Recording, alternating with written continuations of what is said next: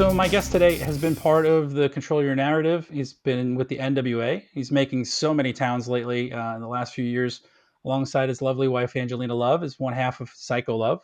It's the Psycho Boy Fodder. Thanks so much for joining me today. Appreciate What it. up, man? How's it going? Yeah, it's going great. You're tearing it up lately, man. I feel like every weekend I see you on a poster main eventing somewhere in the nearby towns. So Oh, thank you, man. Yeah, it's a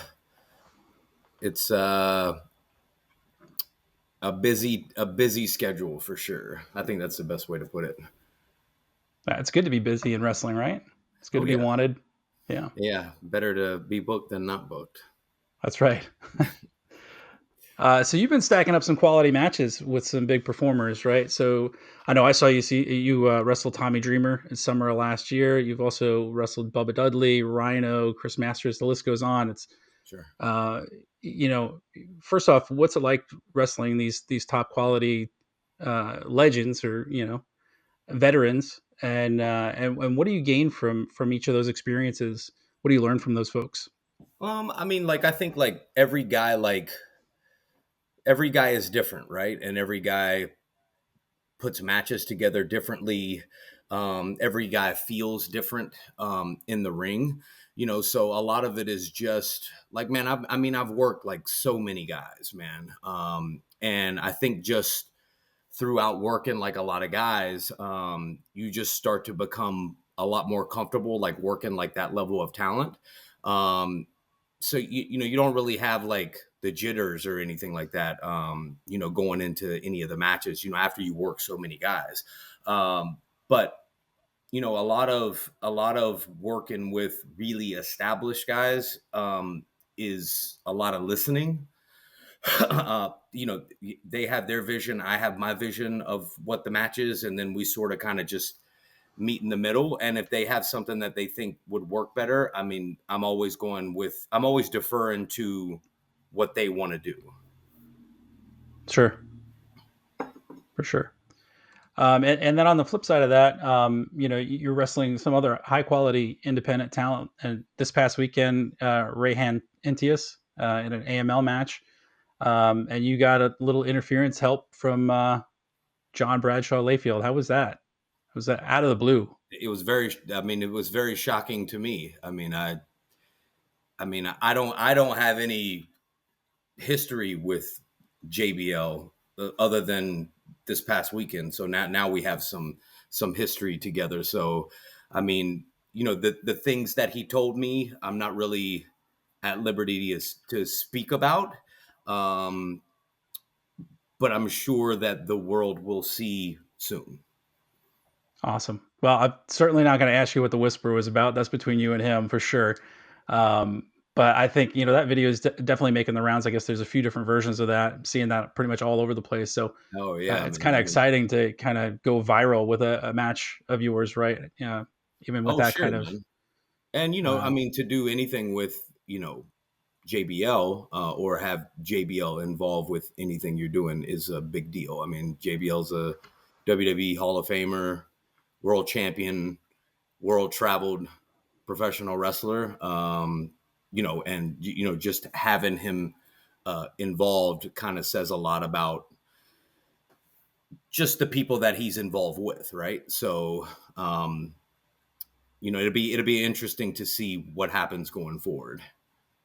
yeah, I think it's one of those intriguing. Like we didn't know that we were going to get that, and he's popped up a few different places, especially with like Nick Nemeth and I think Matt Cardona and some other folks as well. And it's just like a weird, where will he show up next, right? Like it's an um, He's like the wrestling interesting thing Batman. he's got going on. Yeah, exactly. Yeah, just comes out of the darkness. Yeah. Um,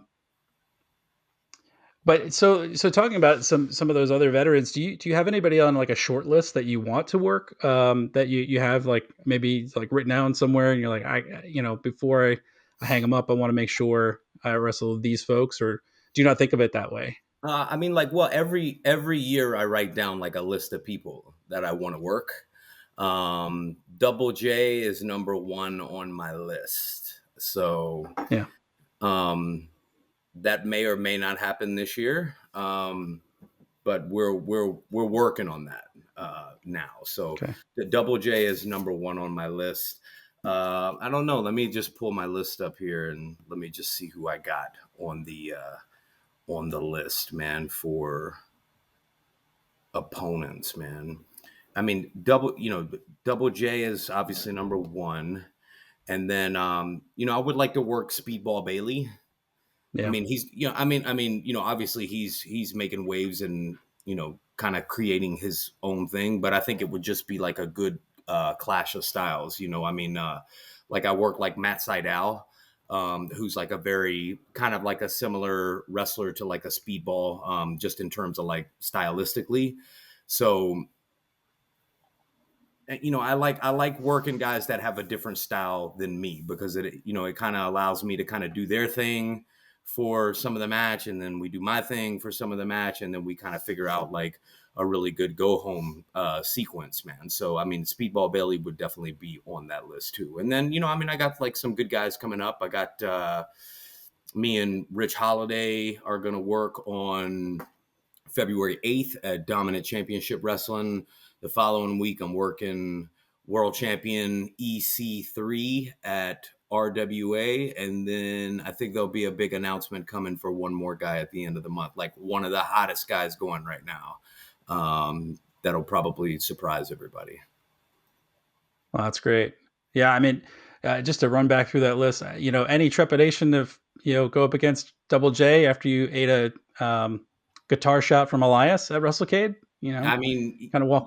getting hit with the guitar is never fun. Yeah, So if Double J shows up with one, I'll definitely be dodging getting hit there you with go. the guitar for sure. I think on an earlier episode, I was talking to Sean Cruz, and he mentioned that a ukulele hits pretty hard. So maybe have that in your back pocket if you fight Double J. Well, I got the But Psycho Stick, so I just got to well, that's find true. one of those to yeah, match.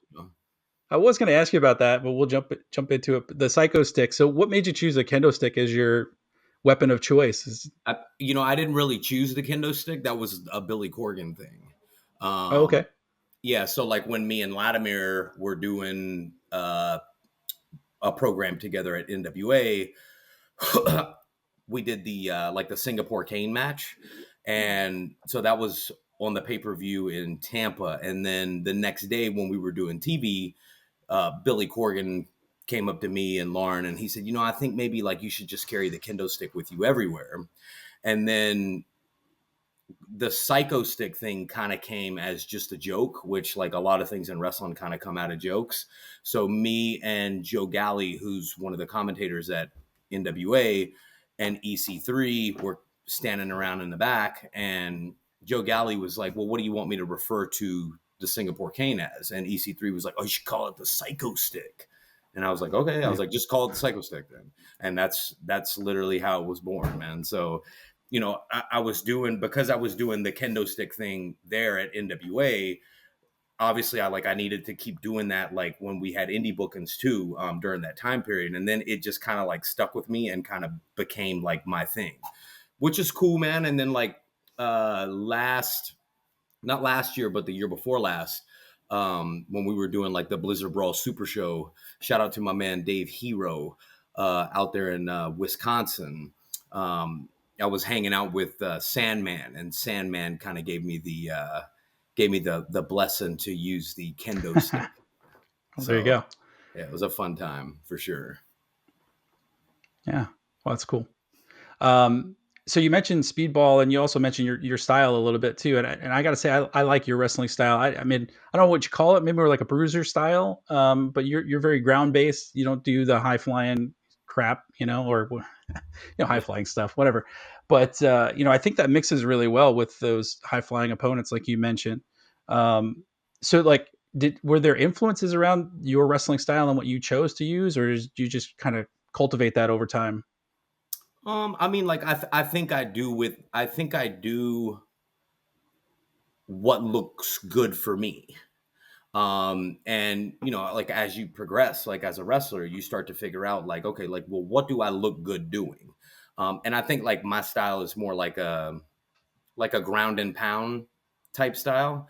Um, and just kind of as you're formulating, you start to figure out like, okay, like this this set of sequences that I do work good for my character. So like I'm not really like a moves guy.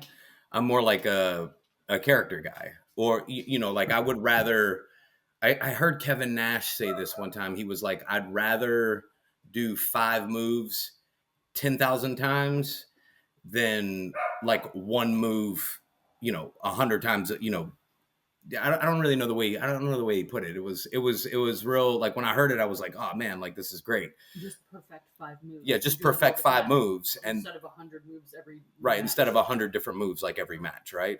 And then Yeah. once you kind of start doing those things, they kind of become your things. So like, my things are like, the snapmare out of the corner, the boot with the elbow, and then, you know, Angelina will come over and like lick my face, or like the eye rake down the ropes, and I'll kind of hot shot him backwards, and then I roll backwards and do like the crazy like psycho crawl with the tongue out and just choke him. Those are things that like the commentators can put over my character while I'm doing those things. And like my guys are like, they're not bumping. I mean, like I'm not killing them like doing 1,000 moves either. So I'm taking care of them, but I'm also elevating my character, which is what I want. I mean, you can do all the moves you want, but if the crowd doesn't really resonate with you as a character, it's just kind of just two guys in there just doing stuff, right? So I think I just, as I would go and I would do things in a match. I worked with Dr. Tom a lot at NWA. He agented a lot of my matches, and I learned a lot of things from Dr. Tom just about like taking your time and developing developing things to do like with your character. So like, most TV matches are like 6 minutes. So by the time the cutoff happens, maybe we're at 3 minutes. And then if I do a couple of turnbuckles, if I do the eye rake thing on the ropes and roll back and choke, choke, choke, and then if I do the combo and then she licks my face, I mean, by the time I do those like 2 or 3 things, like it's time to wrap the match up. So it just eliminates a lot of stuff for no reason. Yeah, and a lot of what you can do in your character is like in those moves that are pretty standard, right? I mean, if you got to get in a headlock, you're jaw jacking with the crowd, or you're making sure your face is pointed at the camera, that kind of stuff. There's a lot of elements that you put into your character in the match during those moves, right? So Oh yeah. uh, where you can't maybe do 100 flips in that 3 minutes, right? No, And and I some of mean, that, there's nothing wrong with the flips. Like it's just not oh yeah, yeah, like it's just not my style, But like guys who are guys who do that style, I can work with them too and make all their stuff look good. So like if you're one yeah, of those guys, I can work with you and be there for all your stuff. And then like when I take over, we're just going to do my stuff, which is a lot of right, character stuff and a lot of me interacting with the crowd, because we go to shows all the time, man. And I mean, we've had people come up to like our table, um, and literally tell us like, "Oh, like thanks for like interacting with us. Like it was a lot of fun." So there's just so little interaction with the crowds now that yeah. like people are like, "What? Like man, like you're like interacting with us. Like this is great." So that's what they come there for. Yeah, and I guess it's another thing. You like to do a lap around the ring usually, and get in some faces, or at least point around and make the crowd know that they're supposed to be booing you like you're supposed to, right? Oh, sure, yeah. Um, like what's the first thing you want the crowd to react to when you come through the curtain? Like what do they think of fodder immediately, or that's the idea of what you want them to see Well, and like it, think? I think that just depends on like if you're like a regular at that place, right? So Yeah, me, when I first walk through the curtain, if I get a lot of boos, I'm like, oh man, here we go. Like this is great. Perfect. It's exactly what I'm looking for, because sometimes people want to cheer you because they're like, oh, like this guy's like, I've seen this guy like wrestling on TV, or I've seen his wife wrestling on TV, and you kind of start to build like that. I don't even know what you call like that anti-hero type vibe like Yeah. with the crowd where sometimes they want to cheer you, but we can very easily like turn them against us, man, because people that want to cheer you, if you just walk right up to them and just tell them to shut up, right away they're just like, ah, man, like this guy like won't let me cheer him. Yeah. Very cool. And so let me ask you, with Psycho Love, how do you approach a match when you know you're going to have Angelina in your corner and when you don't? Like, so you do some bookings without Angelina and then you do Mhm. some with. So how do you frame a match differently? Obviously, the stuff she brings to the table outside of the ring and the interferences and the Sure. distractions and stuff play a big part in that. But so how do you kind of split that up? Man, I think most of the time I'm just thinking about like what my cutoff is going to be. So obviously we devise cutoffs to involve her if she's out there, interference to involve her if she's out there, sometimes the finish to involve her if she's out there. But if I'm by myself, I mean, there's not, I wouldn't say it's too difficult to figure out like, a good cutoff and then kind of working towards a finish with the guy that I'm working with. So, I mean, a lot of it is just, you got to think outside the box sometimes and go like, okay, like, what can I do to stop this guy to get some heat?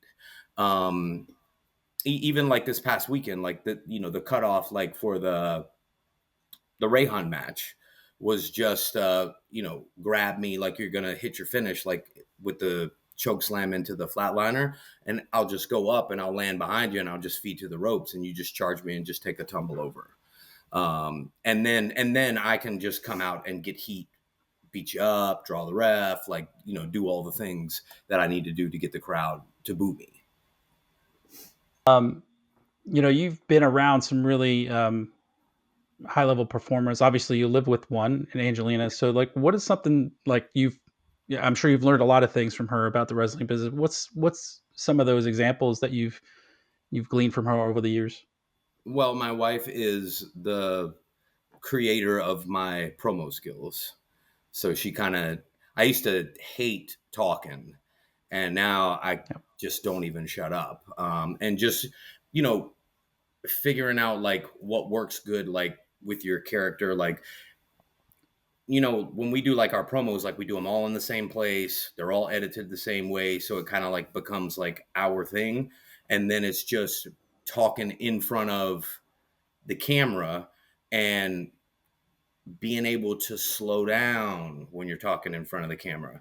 And you don't have to, you don't have to carry on for 2 to 3 minutes in a promo to get your point across, right? Most of our promos are 60 seconds, maybe a minute 20, and they get right to the point, right? It's like, let me build the guy that I'm working with, but also tear him down at the same time, to kind of set the match up, right? So she's been a she's been the Wonder Woman of my promos, because obviously, like, she's done tons of promo stuff in her career.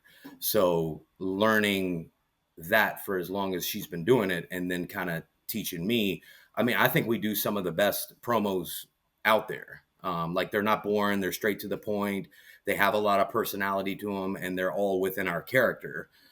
They get our opponent over, but at the same time let people know that we're going to come out victorious in the match. Yeah, I'd certainly agree with that. I like your promo style. I like the way the videos look. It's very consistent. It has a flow. It has a theme to it. I think it fits really well with your character. Thank you. So I'd agree. And then another person that's pretty influential in your wrestling career is EC3. And you mentioned him earlier that you guys are going to tangle again. You guys had fought before, I think the day after at WrestleCade in Yeah. 2023, lining up again. But obviously, he's part of the reason that you're in the wrestling business, if not, like an inspiration for getting in. Is that right? Or So like do I I have that mean wrong? I knew EC3 before I ever even started like wrestling at all, like going to wrestling school or anything. Like, I just knew EC3 from just, supplements, bodybuilding, and we would just kind of like chat back and forth about diet stuff and supplements and all of those type of things. And then when I started doing the wrestling thing, when he first got released from WWE, he had that uh, I don't know. I don't even know what you call it, vignette. But it had like the garage fight, and he just hit me up one day. It was like a Wednesday, and he was like, "Hey, like we're doing this thing down here on Saturday. If you want to like come be a part of it, like you'll be fighting me." And dude, this was like 7 or 8 months like into like my wrestling training, so like I'd never done anything like that. And I was like, "Well, when do you need me there?" He was like, "Well, like Saturday." So I just bought a plane ticket and went down. And like when I got there, that's where I met like Braun Strowman and Moose and Spud, and I met so many people that weekend. And then that just kind of spiraled into doing like the Control Your Narrative series, and then like the Ring of Honor appearances, and then doing all those shots with AEW. So it was just, man, one of those things where it was going and going. Yeah, and then it did turn into the control your narrative, and so you mentioned quite a few guys that are part of that, and Flip Gordon and those folks as well, and that was a very interesting style to present wrestling. Right? It was its own thing, and kind of still feel like I wish it was still around because I thought it was unique, and I think wrestling needs variety, but was there something in that presentation or how that spread um, that you look at and you're like, okay, this was the jumping off point to get to this, or uh, what do you think of that Um, overall experience? Man, I mean, I think like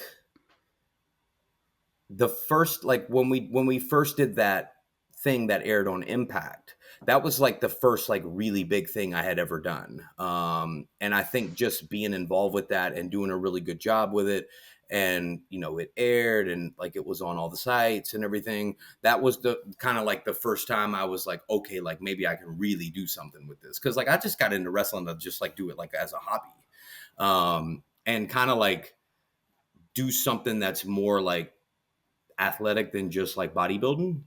So I just wanted to be like looser, because I was really stiff from like bodybuilding, man. Like once you put on a lot of muscle tissue and you're just kind of doing like those same like repetitions all the time, man, like your body just gets like really stiff. And doing that just kind of let me know like, oh, okay, like maybe if I like really apply myself, I can do something. Because everybody was telling me, they were like, man, you got the look, you got the body, like all you need to do is like learn how to work in the ring, and you're gonna go somewhere for sure. So, and I'm sure a lot of people get told that, and a lot of people go nowhere. But having access to like EC3 and all of these guys, I kind of learned about like the indie scene. And then coming from like a marketing background, that's when I just brought in, for like the first like year I was wrestling, I just worked like 2 TV wrestlers a month. And I would just bring my cameraman, I would have him film it. So I would get like the match with the name, my cameraman would film it. It would go up on my YouTube. So I was kind of like leeching views like off of their name. So people were kind of figuring out who I was. Um, and then I would get the experience of like working with the TV guy, like in the ring, like learning things like pace and how to slow down and how to talk and how to relax and just kind of do all of those things. And working all those guys, I think they brought me up. I mean, they probably brought me up to speed 10 years, like in a year. And from there, it just kind of continued, because like perception is reality. So if all people see you wrestle is TV guys, then people just start to go like, oh, like that's a TV guy right there, because that's all you wrestle, right? And then like bookers start, if they want to book you and all they see is you wrestle TV guys, they start to book TV guys for you to wrestle. So it's kind of like a domino thing. And it, also it helped that I got into wrestling when I was 33. So it helps that I had already built a life for myself outside of wrestling, in terms of like Sure. financials and things like that, right? So I was not relying on like indie bookings to like pay my bills or anything like that. So it just allowed me to have like a different like level of being comfortable with what I'm doing. And like I'm doing this and I'm just having fun with it. And somehow that turned into like my second job. So here we are. Well, successful one at that, right? I mean, that build story of just you know kind of cultivating your own persona and your presence within the, the business. I mean, that's great, right? Like, how many people think about it on that level? Um, you know, Oh, sure. And I mean, it's just like, man, I'm just one of those people, man. I can't do anything at 60%. Like I got to do everything at 100%. So if I start something and I see that there's something there and I can really progress with it and, you know, make a name for myself doing what I'm doing, I can't just do it at like, oh, like, well, I'm just going to do it at 70% today. For me, it's like working yeah, out, and like, I have my schedule for working out. I work out 5 days a week. I do cardio 6 days a week. I eat 6 meals a day. I do my diet thing and all that. Like, I just been doing that for so long. I just can't deviate from it anymore. It's just part of my life. And that's kind of like what the wrestling things kind of become, it's like, it's become part of my life. Like I met my wife in the wrestling business, like at TV. We started doing the thing together. So like the wrestling has really just kind of become my life. yeah, and you can certainly tell, like, your dedication to it through, like, even just your YouTube channel, right? Like, all of your matches and all of your interviews and all that kind of stuff is right there. So, like, it's not hard for somebody to become a fodder fan just going through all of the history of matches, right? Like, they find one and they just keep scrolling through. I mean, I've watched a bunch of your matches through that, Thank you. and really good watch for like, not only watching you grow over those years, but also just the quality of talent you're wrestling against, the quality of matches that you're having. um and I gotta say, some of these places don't put up their recording, but it doesn't go anywhere for some reason. Some of these smaller independents don't post Yeah. on there. So like, your channel is probably one of the ways I can keep tabs on, hey, oh, let me see what the new fodder match is, and like that Oh, kind of thing. sure. So And that's the thing where it's like, a lot of times like places that are not filming, or even if they do have filming, like I have like a certain level of quality that my stuff has to be. So like I mean, I just can't, like I can't put up anything that's like shot with a cell phone from the crowd. It just, I mean, to me, like, I understand some people have to do it because they don't have the resources. But being that I do have the resources, it's like, man, you got to have a certain level of quality. So like, and like I come from a marketing background. So because I'm from a marketing background, I understand how important like the visual appearance is. So when people come to like my YouTube channel and they go like, man, like everything looks good, right? Like everything is intact, like all the match graphics and the interview graphics, and it all looks cohesive, like when you look at it. And then you start looking at like the quality of the opponents. And then you're looking at like the film. I mean, it's just as good as any TV film. yeah, So like, we have the hard cam, we have 1 to 2 Roman cams, depending on, if we're able to get a third cameraman there.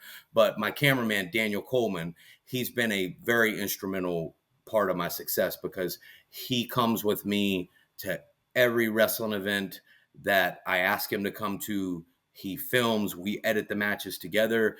If the place doesn't have commentary, there's a team, Brandon and Gerard. They're out of Georgia. I send them the matches once we have them edited, and then they put the commentary on it. So it's just, you got to have a high level of quality, because if you don't, how will you stand out? So when people yeah, come to my YouTube channel, like right away they can go like, man, this is quality stuff. Like the camera stuff is good, the commentary is good, the matches are good, the opponents are quality, and that just helps raise your profile. yeah. I mean, I didn't even know half of that. So like, just going under the hood like that. I mean, with your own camera crew, your own announcers. I mean, that's incredible amount of effort to make sure that you're putting out the version of you that you want people to see. So that's Yeah, incredible. yeah, and you gotta have like, to me, man, like you gotta have that kind of like determination. Yeah, Because like, listen, I'm sure that there are some better, more athletic wrestlers than me, but they just don't hustle like I do. You know what I mean? So it's yeah, like, you got to invest in yourself. I'm not promoting any posters with me on it that look like they've been done on Microsoft Paint. It just ain't happening. Like Yeah. I will just tell the booker, like, bro, like if you can't get a better poster than this, like I'm gonna get my own match graphic done. And I'll put my own match graphic out to promote the show that you have me booked on. But I mean, no offense, but like I'm not using this garbage looking flyer. Because it's Yeah. just like, I'm not saying it's beneath me, but it is beneath me because like my quality level is here. And if your quality level is here, then I will just substitute. Yeah. Understood. And it's just Makes like perfect sense. nothing personal, but like I gotta have my stuff look a certain way. And I've had many conversations with like promoters where like I told them like, hey man, like I can come work your show, but you have to let my cameraman film my matches. And they just be like, all right, cool, man. But at least they know like when I come work the show and my cameraman films it and I get my commentary team to put the commentary on it and I put it on my YouTube, it's gonna be seen. And then your place Yeah. is going to be seen in a good light, even if it's the only thing people see from your place. That's right. That's a good promotion tool for sure. All right. A couple more questions. So you've been doing a lot, or I guess a lot of repeat business with AML Wrestling in Winston-Salem. And you actually had a storyline, with them where you were on the verge of getting suspended indefinitely. You won your match to get your contract back. I gotta say, in the independents, we don't really typically see extended storylines for whatever reason. Whether it's like that talent's just not going to come back repetitively to kind of foster a story, or Sure. they just don't put the effort in, and it's just matches. But with AML, they certainly gave you that opportunity. What was it like to do that on that level and have a story behind you for your appearances there? I mean, it's great. It's great to work for a place that's got stories. Like that's how you get people to buy tickets again. I Yeah, mean, some people will buy tickets to just go to the wrestling show with just matches booked. But I think stories is how you captivate people. So with Brian Hawks, like that story actually starts even further back from him reversing the decision on the EC3 NWA title match, right? So like that happens there. Then I'm not at the War Games show in January. I come back in February. I beat up Brian Hawks with the stick. I get suspended for 2 months. I come back. I bring John Schuyler in as my mystery partner. We go over on the Outrunners. I win the contract. And then he tries to bring in these ECW legends to take me out, the two Cold Scorpio and Rhino. And, I worked Tommy Dreamer at yeah, XWW. So that kind of played into it even indirectly. And then kind of like the final boss, which was Bubba Dudley, with Brian Hawks as the special guest referee. And then we did all the Devon spots with Brian in the match. And I mean, the place was just unglued. I mean, like my cameraman told me, he said, man, I've never heard a crowd that loud unless it was at WWE. yeah, And granted, like Bubba's a WWE guy, right? But I mean, he knows how to work every ounce of energy out of the people. And that was a great, finish the business kind of match. And that was building for like a long time to get to that match. But when the fans got that payoff, I mean, the place was totally unglued, man. So, and that was a great match for me, because I got to work Bubba, and I'm working all these like ECW guys. Uh, so stories are top tier, man. Other places that do good kind of storyline booking. XWW does pretty good storylines with Manny, RWA, Dominant Championship Wrestling. But Brian, not to put Brian over too much, but Brian is a very good booker. Brian is a very good wrestling booker for sure. yeah. And they pack a very excited crowd to nearly every single show that I've Man, seen. I Like mean, it's just they're doing, I would say anywhere from 800 to 1,500 people almost at every show, man. So I mean, it's great to work in front of crowds that size. for sure. Yeah, and you mentioned XWW, Extreme World Wrestling. That's right where I'm at in Charlotte. They put on a really good show consistently. I've seen you there a few times. They usually get a good act or two every show, um, and they lean more towards hardcore matches. Um, I think you got attacked in the parking lot to lose the championship, Yeah, man. potentially. As it were. It's like the NXT parking lot, I guess. But Yeah, I mean, we still haven't. I still haven't got the intel on who was responsible for that. But when I find out, then I will definitely be back at Extreme World Wrestling. Shout out to Manny. Manny's always been very good to me. Um, Manny was the first person to ever book me um, was that right? as as a independent. This was like back in like COVID times when he was shooting like in the little building with the no crowds and everything. Like I worked like Johnny Swinger there. I worked Ricky Morton there. That's where I met Ricky Morton. So like I met Ricky Morton there and we did a match and then he was just like, oh, like you should be wrestling on TV, man. And we exchanged numbers and he got me a job at NWA. So it's just like, That's man, he great. just like randomly called me like this was like right after, this was like the weekend of like the 74 pay-per-view. And he was like, hey man, come to Nashville on Monday. And I was just like, all right, man. So I just bought a plane ticket and I went up there and he introduced me to Billy Corgan and I worked one match that was supposed to be like a dark match. So like at NWA, like they do like dark matches. And when they do the dark matches, they're just testing all the equipment to make sure Sure. everything works right. Right.